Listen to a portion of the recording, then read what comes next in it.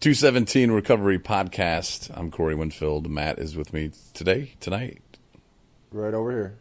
He's over there on his own microphone tonight. Yes, sir. You can see we got them donations, and we got another microphone. It's a good night to be in recovery. Yeah, it's a good microphone. It's like $30. I mean, it wasn't like we went out and spent $200, but Kirk gave me a nice microphone, donated it, which we can use without using the computer and just use it on my iPhone. So that'll be nice. It'll be very cool. And Matt is a little bit worried tonight. A little bit, yeah. As usual. Our topic tonight is going to be help. Help! Helping people. Help me! And you said that you couldn't think of anything. You're drawing a blank, and I told you not to worry about it. Yeah. And, of course, that's when you need to worry about it. Yeah. Because, I'm coming hardcore, wicked hardcore. No, helping people, I don't know if you want to say who helped you, but somebody did help you. I mean, I've been helped. We've all been helped. And we were talking about it earlier when we were driving, or I was driving, you were writing. And just the domino effect, the butterfly effect, like helping one person could help hundreds and thousands of people. Because if you help that one person, he might help a person who helps a person who helps, you know what I'm saying? And it just goes down the list. Like, if I wasn't given the help and the opportunity to go where I did, when I did, I would never met you. I never would have said, hey, Matt, when we get out, I'm going to start a podcast, and I want you to read your writings, the stuff that you write, and you read in groups. And, just by, like, looking at you and promising you, dude, I'm doing this, it helped me to some type of accountability, like so many times in the past, I was like, yeah, I'll do that, and people told me, you need to start a podcast. I miss you. I need to hear you, I just love listening to you on the radio. And yeah, that sounds good. Yeah. But I was afraid of my own insecurities. But the fact that you were helped, the way you were helped, and then even after that, helped again, brought you to this house, to be able to do the readings, because what percentage do you think, like, if you were in a different house, like if we weren't roommates, yeah, if I was like, hey, Matt, use your phone and record that and just email it to me. What percent chance would you give that? Of it actually getting done? Yeah. 10? Yeah, maybe. It's a little high. Yeah, I mean, it's good for accountability on my part as well. You hold me accountable. So. Yeah. I know you guys think I bust your stuff every once in a while, all the time, every day, usually. But it is. I'm working on it. I really am.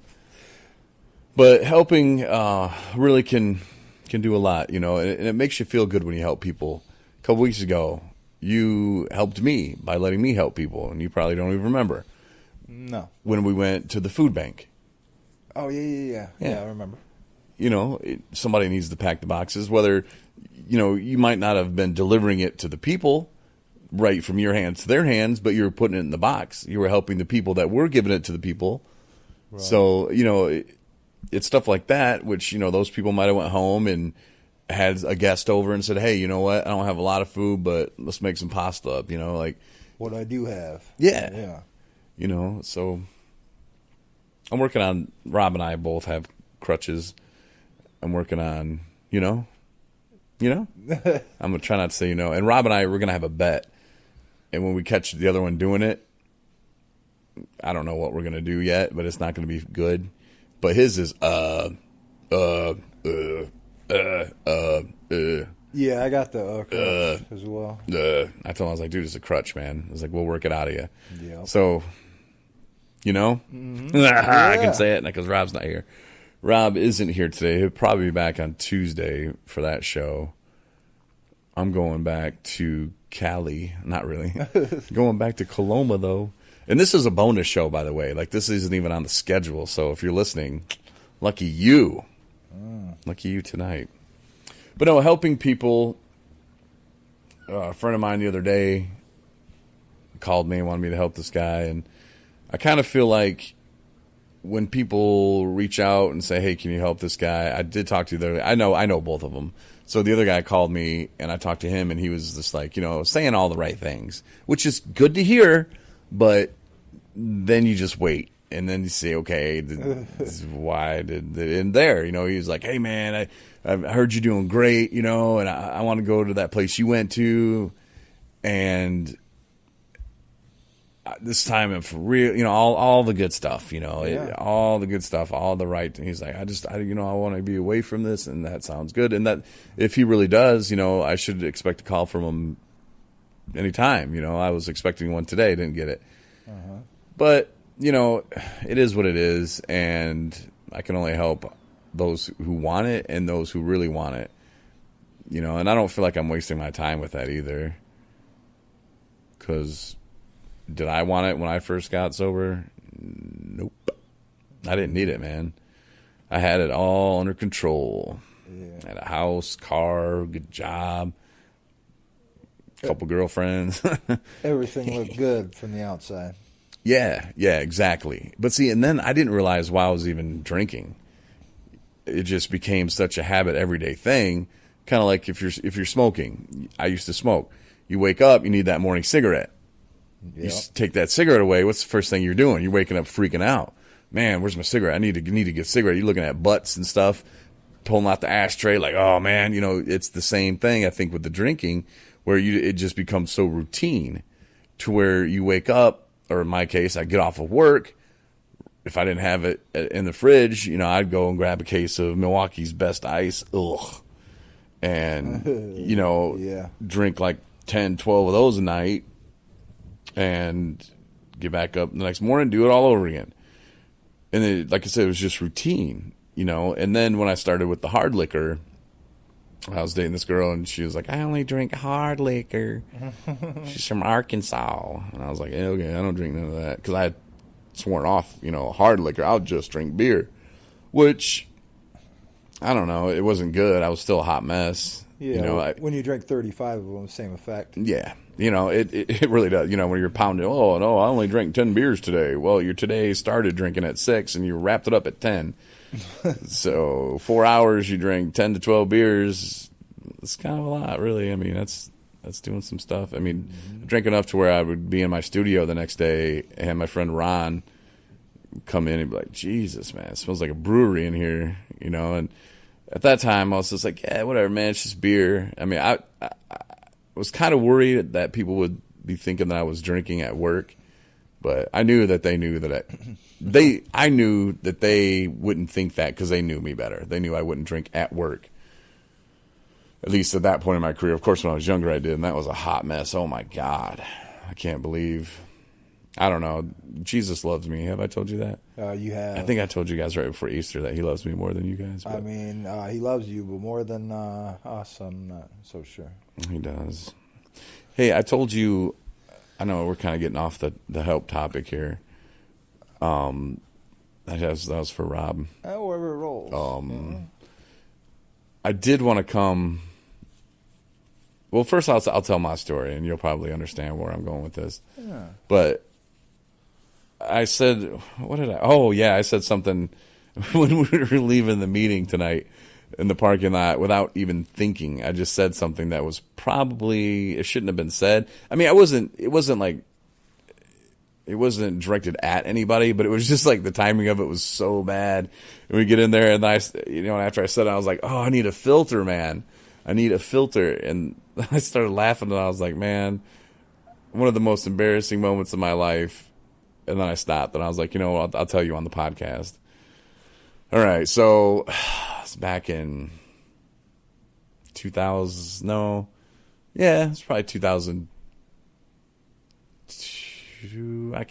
I always like go back in the years by who I was dating. I'm like, who was I dating then, and what year could it have been? But I don't remember, man. I wasn't dating anybody because I was kind of seeing this chick. She was a stripper. She was lying about it too. Anyway, so I was seeing this chick. That's not the story. That's not the embarrassing part, though. We were doing this car giveaway, this muscle car giveaway in Benton Harbor, and we were out at this automotive, like, detailing, like, customized. I think it was Extreme Customizing is the name of the place. It was in Waterville, Michigan, and how we would do the cars, people would come out and like during the live broadcast they'd qualify. They would put their name in the box, and then I think it was like every half hour we were drawing a name, and that person would qualify. And then they would come back later at this bar or whatever, and we would reverse draw. So everybody that would qualify, there'd be 107 qualifiers. When we draw a name, that person be disqualified. They'd come up, draw a name, that person be disqualified till it got down to the end. So anyway, we're at this place doing the qualifying, getting people so that they can qualify to go to that party to win this car. It was like a GTO, or I don't remember what it was. But anyway, pulling names out. And I'm there with the sales guy, Steve. And I pull this name out, and I was like, what? I can't read this. What is this? And I have the microphone. I'm not on air, but I'm talking to the crowd of people who are all like, is that me? Is that my name? And I'm not announcing the name because I can't read it. I'm like, what is this? I'm like, what are you, second grade? You got to be 18 to qualify, and blah, blah, blah. And I'm just cracking jokes, and I'm sure it was real funny. Well, people were laughing. But it was fun and games, and the sales guys laughing with me like, good one, Corey, zing, And comes dude walking up. I'm like, this guy. He's got his hand all wrapped up in his bandage. He had, like, cut it off in an accident at work. So he had to learn to write with his other hand. Yeah. The crowd turned on me, bro. It was like, oh, my God. Like, get me out of here now. It's not funny. The sales guy, he turned around. He was like one of the biggest to turn on me. Oh, I can't believe you'd be making fun of that guy, And I'm like, but just a minute ago, you were just laughing at my jokes. Like, now it's not funny. So that was pretty embarrassing. And it was like, I still had to be there for like another hour and a half, I was like, and this guy's just looking at me, and then I felt so bad. And then I come to find out his ex-girlfriend was the stripper I was dating, kind of not dating. I wouldn't know what it wasn't. No, I wasn't dating, if you know what I mean. But she's cute. But yeah, she was older than me. Yeah, because I was like 22, maybe 21, 22. But it was like one of those moments where you just wanted to run. So Matt, tell me your most embarrassing moment. Oh, most embarrassing! Wow. I have a lot of them to choose from. Well, this will be good then. I mean, one that I've told repeatedly was pretty embarrassing. It wasn't embarrassing at the time, but it was embarrassing the next morning. Was whoa. What was her name? No. My buddy Dave actually. Whoa, what was his name? Dave. All right. Dave. He actually had a family reunion, and his whole family was coming over, and we decided we were all going to get drunk. So we went out and ended up picking up like 4 or 5 Fitz 100 proof, and like I don't know how many cases of beer. But back in the day, nobody could beat me. I was unbeatable. One of those guys. Yeah, they call me Frank the Tank, landfill. I found like pride in that, kind of just being good at something, even though it was bad. But so we were going beer for beer, and I was whooping on him every time. Pretty soon he fell back, and I kept drinking, and I just ended up getting annihilated. And it was summertime out, it was hot, and I just remember I was swatting at mosquitoes, and his stepdad, Chuck. He was sitting around with us, drinking, and he says, "Hey, you need some insect repellent for them mosquitoes?" Yeah, So it throws me the can, and I'm spraying down, and the rest of the night was kind of blacked out. But I woke up the next morning, and my arms and legs were solid orange. It was actually a can of spray paint, and I couldn't get that off for like 3 weeks in the shower. Summertime, going into gas stations, and what happened to you? Well, I really can't say. But that was one, of many situations that I put myself in. My history is very embarrassing, very shameful. I was just a complete failure in my life, and just repeatedly where my drinking led me. I'm just you know, I'm glad that I don't have to live like that anymore. Have you forgiven yourself yet, though? I mean, I say I have, but maybe not on a full level. But I was the laughing stock of my neighborhood. I was the town drunk. I was, you know, I was speaking a different language by 3 in the afternoon. You know, I was always cut up. I was always beat up. Always broke. Always, you know, couch to couch. Just, you know, homeless, destitute. Just everything bad, and you know, I just thought, well, it can't get much worse than this, so you know, I might as well keep drinking. At least, you know, I can remain in the state of nothingness, you know, and at least have somewhat of a good time, or at least I thought. Mm-hmm. But things always can get worse, and they did, and it took a lot for me to have my wake up call, but I finally did, and I'm just grateful.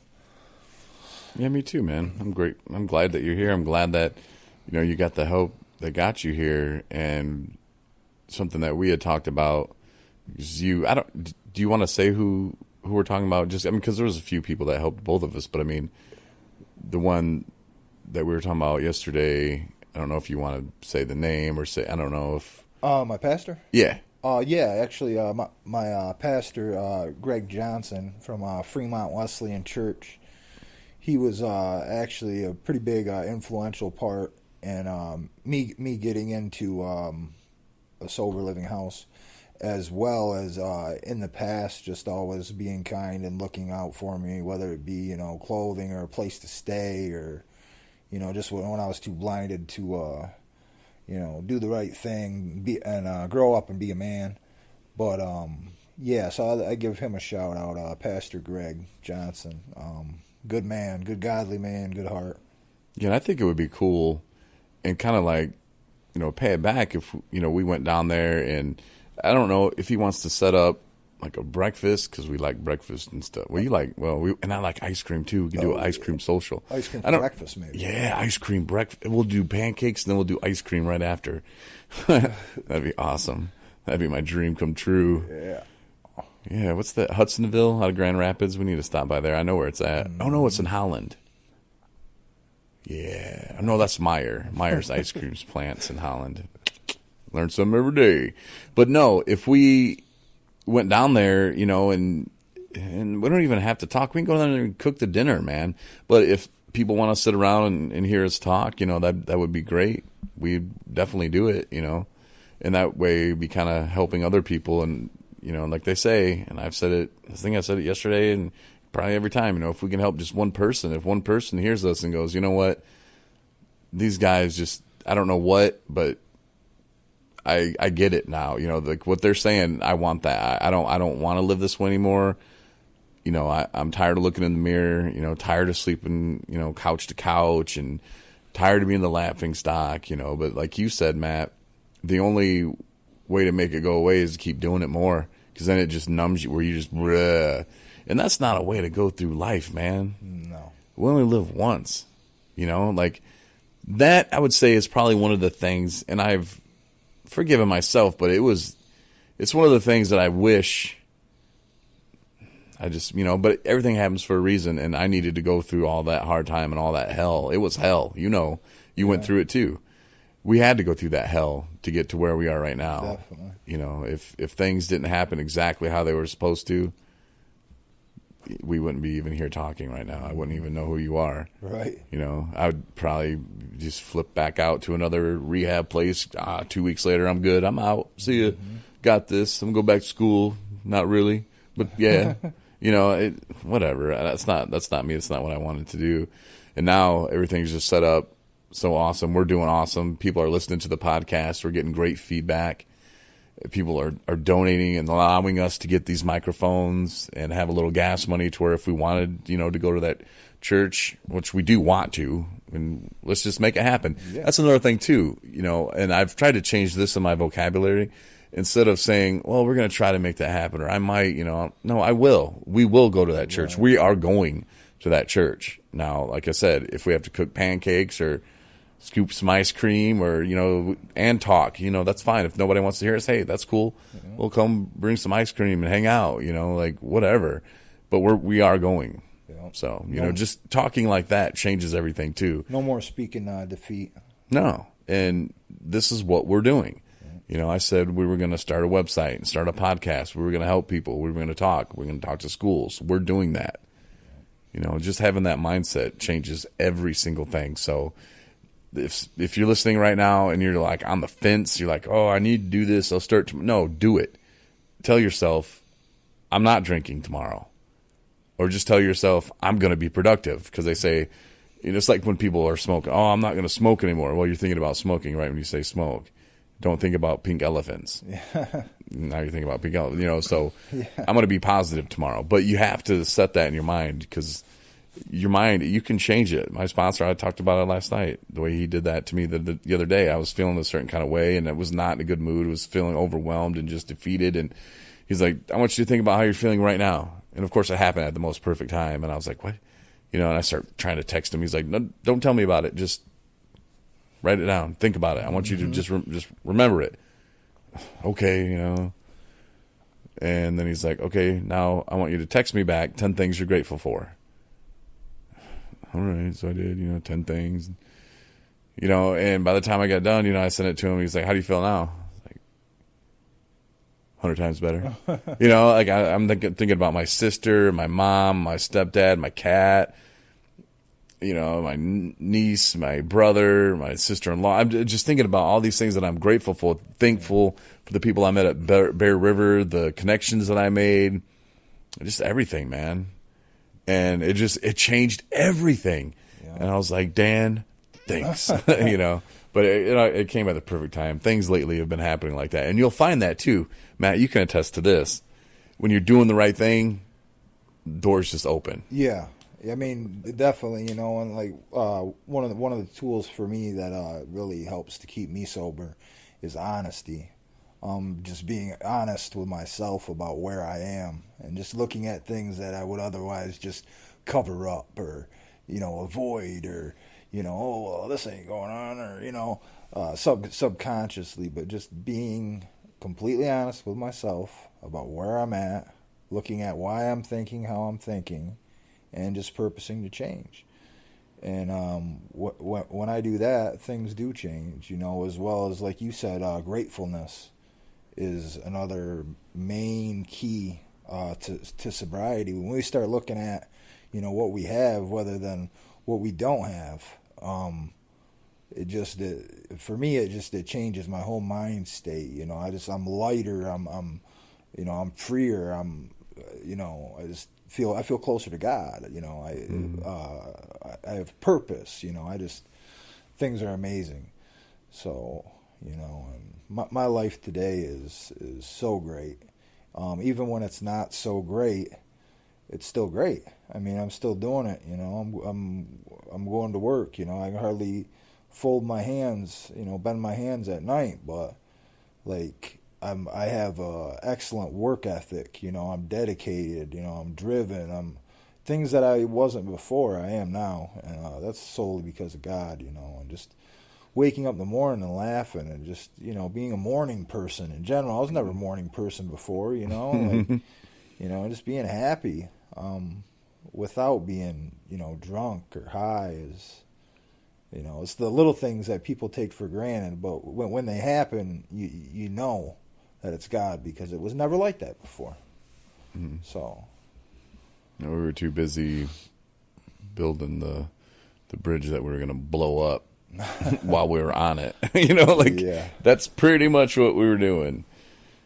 And by the way, Matt sleeps right next to me, and every morning I wake up and he's just staring at my face.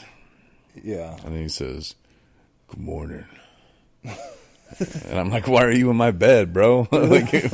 Rob's not in here. We're not doing that anymore." No, I'm just joking. But yeah, this is the bonus episode that I know you wanted, and Matt knew you wanted, and we needed to test the new microphone and say thanks to everybody for listening. Thank you for listening. If you donated, thank you. If you haven't yet, do it. Thank you. Tell yourself, I'm going to donate to 217 Recovery. And, of course, I don't know if you saw this on the website, but the other day when Dustin was talking with Matt, that's Trevor. I'm not going to answer it right now, though. Sorry, Trevor. But Dustin was Rob was outside with his shirt off, and Dustin started messing with him. And anyway, the video